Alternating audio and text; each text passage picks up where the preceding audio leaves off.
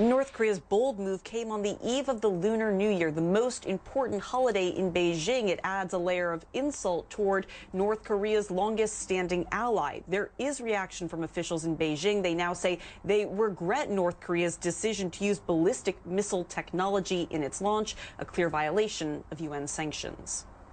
The provocations from Pyongyang keep coming. First, an H-bomb test, now a rocket launch viewed as a ballistic missile test. Enough for a senior Chinese official to make a recent trip to the tiny hermit kingdom to call for restraint. But when he returned to China, he seemed resigned. I said all I had to say and did all I had to do. I don't know what the outcomes would be at present. The Chinese have more leverage here than any other country, sharing nearly all of North Korea's northern border. They're the country's largest trading partner and its biggest international investor. The U.S. believes a tighter squeeze on the North Korean economy could force cooperation.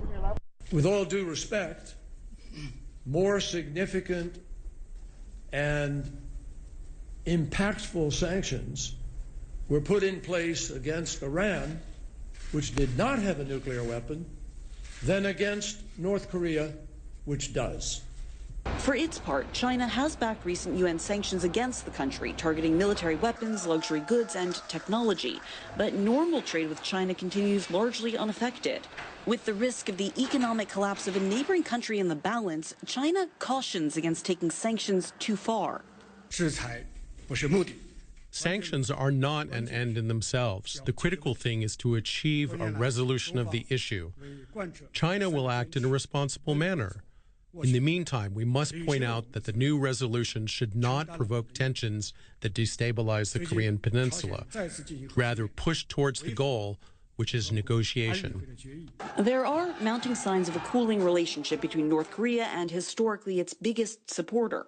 China is not in the positions to support one regime or topple one regime. After North Korea's most recent nuclear test, China's President Xi Jinping spoke by phone with South Korea's President Park Geun-hye and U.S. President Barack Obama. President Xi has never met with Kim Jong-un in the 4 years since North Korea's dictator came to power. While officials here in Beijing have expressed regret over North Korea's launch, the question is whether or not that translates into any kind of action. Their statement goes on to say simply that they are calling for calm and restraint from all parties involved, the Chinese reiterating their stance that they believe that negotiations and talks are the best path forward. In Beijing, Alexandra Field, CNN.